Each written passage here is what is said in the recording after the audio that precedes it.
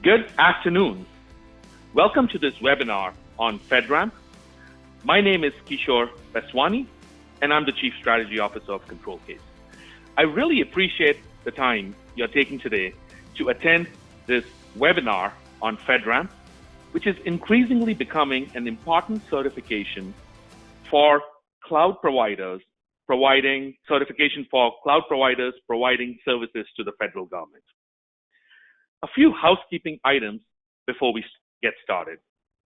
We expect our webinar to run 20 to 25 minutes with enough time for answering a few questions. As we go through the webinar, please feel free to put your questions in the questions window. Also, if you're having any difficulty hearing me or seeing the slides, please put it in the chat window and our moderators will ensure we address any technical issues as we go through the webinar. If we are unable to answer your questions today, we will certainly email back a response, and also feel free to go to our website at www.controlcase.com and reach out to us. A copy of these slides and this recording will be sent to everybody early next week. And then please feel free to also go to our website to listen to a past webinar or sign up for upcoming webinars, whether it's on PCI DSS or any of the other regulations. Thank you once again for attending, and let's get started. Our agenda today is really just to give you a high-level introduction to FedRAMP.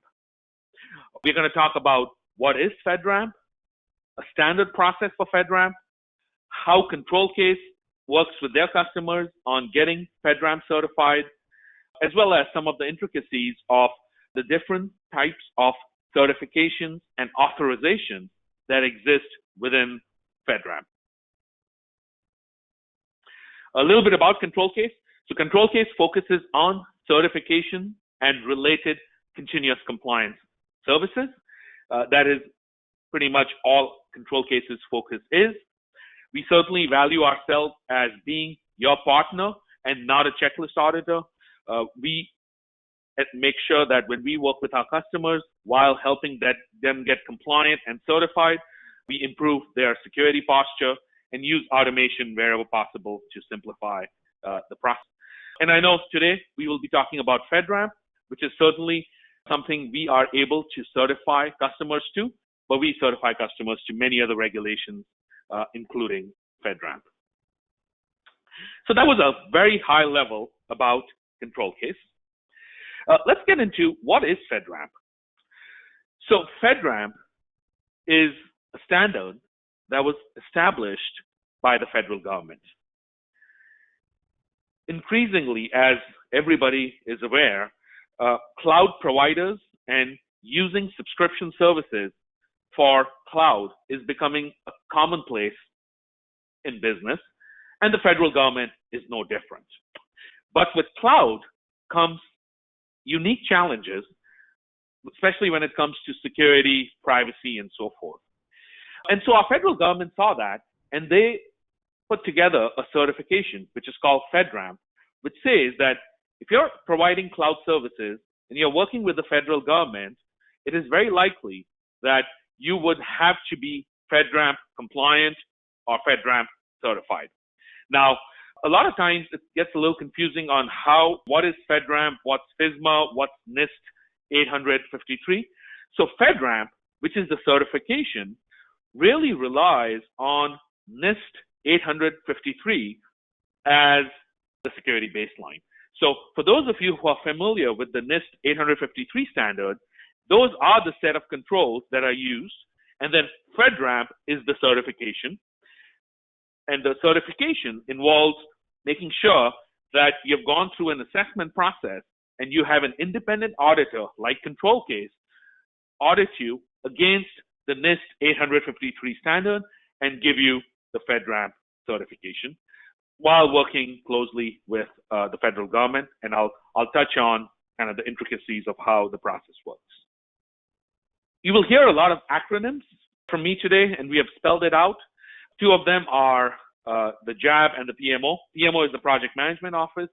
the Joint Authorization Board is really a governance and decision-making body for FedRAMP, and they include folks from different aspects of the federal government who are all focused on information security and compliance. And the PMO, which resides within the GSA, is managing the whole program, including making sure that they are giving and standardizing the FedRAMP process. Here are some of the stakeholders. So we talked about the why. Folks get certified and companies get certified to FedRAMP because they want to do business with the federal government. We talked about FedRAMP PMO and JAB, which is the entity or the entities within the federal government that manage the program, whether it's project management or authorization.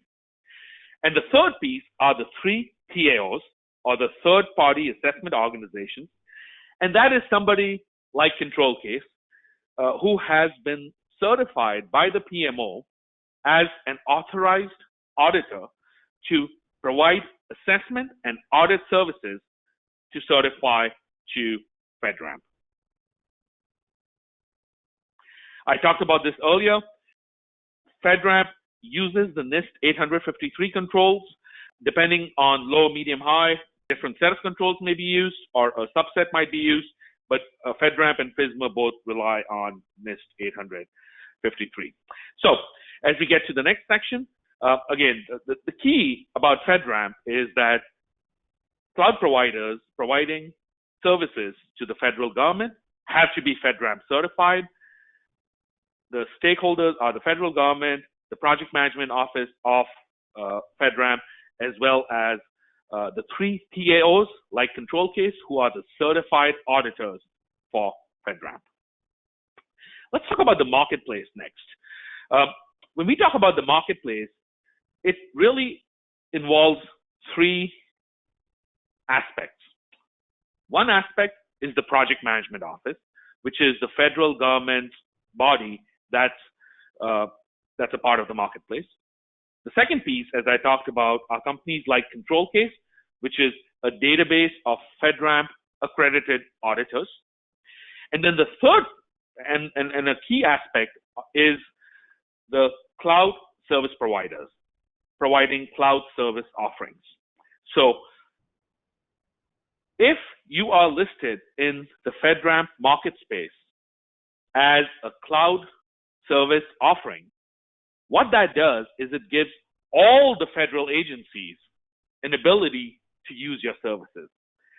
So obviously the US federal government is the largest purchaser on the planet, and getting listed on as a cloud service offering allows anybody in the federal government to know that your security controls are appropriate, and allows all the agencies to utilize your services. So who does FedRAMP apply to? Any cloud service provider that deals with the federal government has applicability to FedRAMP. So we talked about FedRAMP. We talked about the different stakeholders, whether it's the cloud service providers or someone like us who's an auditor. We talked about the usefulness of being FedRAMP certified, which is that across the federal government, all the agencies will be able to use cloud services right from someone who's listed as a cloud service provider. As we get to the second part of our webinar, let's talk about what is the process to get FedRAMP certified. How hard is it to get FedRAMP certified, and how long does it take? So we have talked about FedRAMP. Now let's talk about how hard is it to get FedRAMP certified. Before we get into the specifics of a process, there are really 2 types of authorizations or certifications that I would like to maybe outline here. There is the agency, and then there is the provisional. The difference between the agency and the provisional is that the agency authority to operate, as you can see on the right-hand side here, is done by a specific agency, which says you can provide services as a cloud service provider just to that agency, but not across the federal government, but just for that agency. The provisional authority to operate is where you would be listed on the marketplace that I talked about earlier as a cloud service provider. And that actually allows you to provide services across the agencies. So there's a single agency authority to operate, and then there's a provisional authority to operate, which allows you to provide services across the federal government. I talked about FedRAMP is based on NIST 853. Here are the different domains. We will be sending out a copy of these slides, so you will have a list of these domains.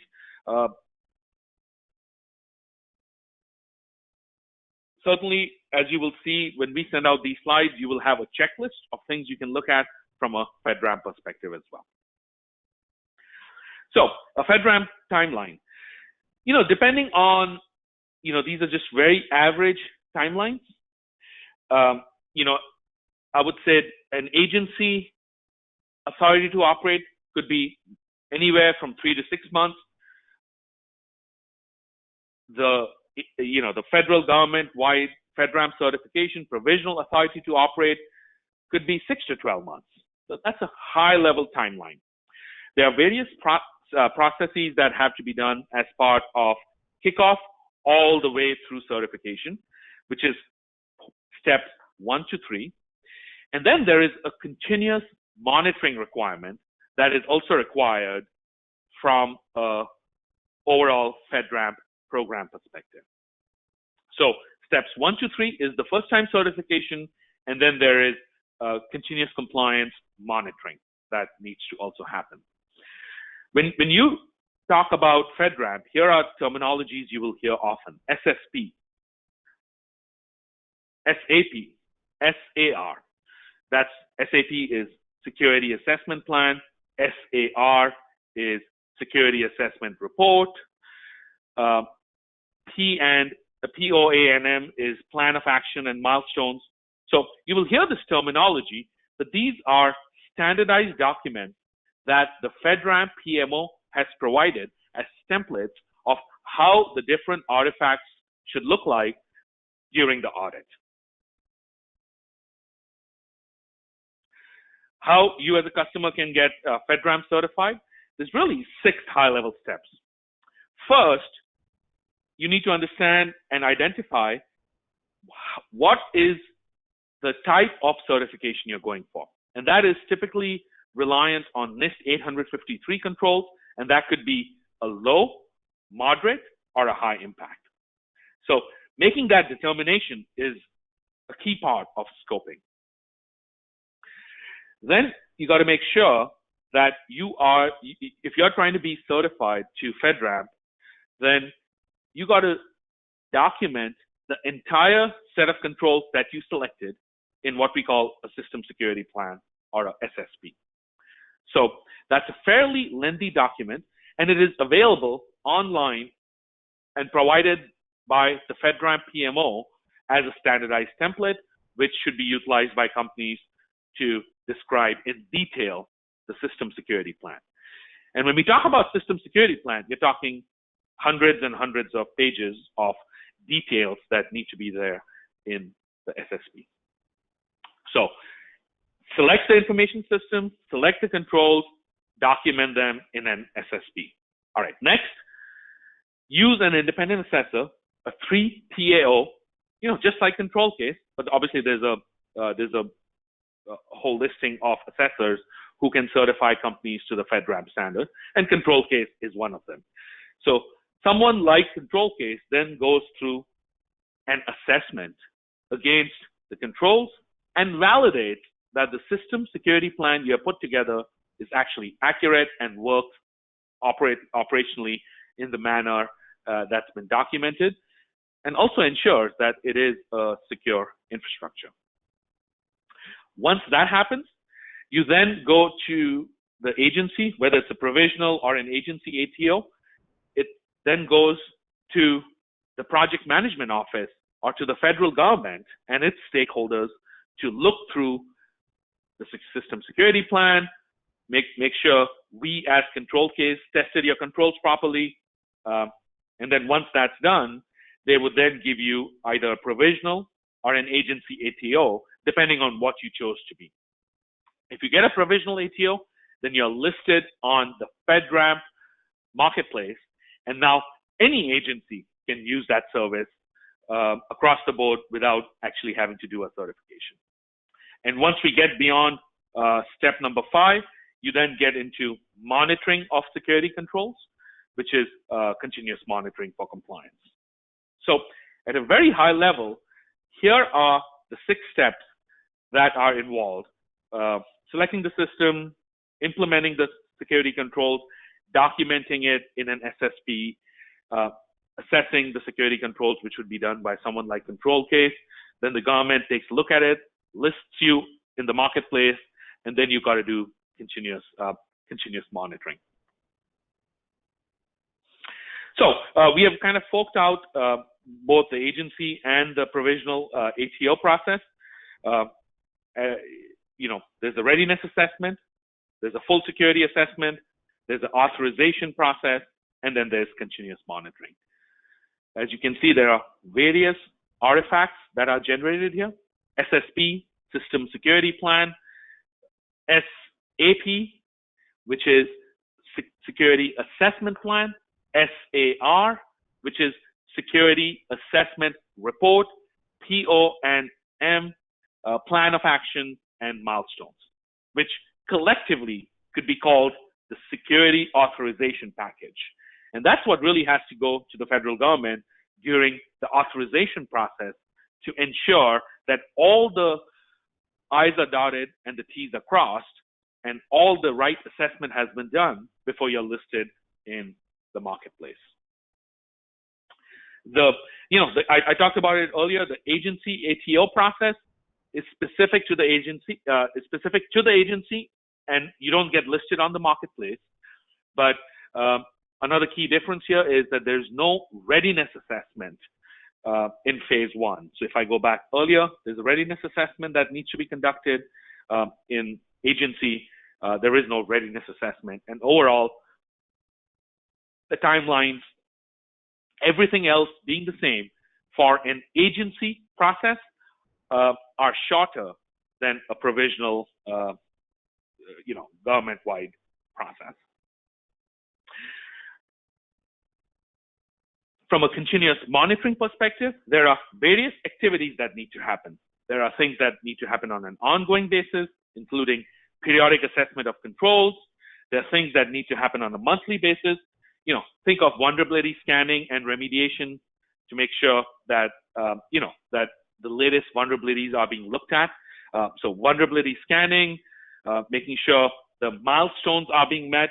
And then there is an annual assessment, which is done on a partial set of controls.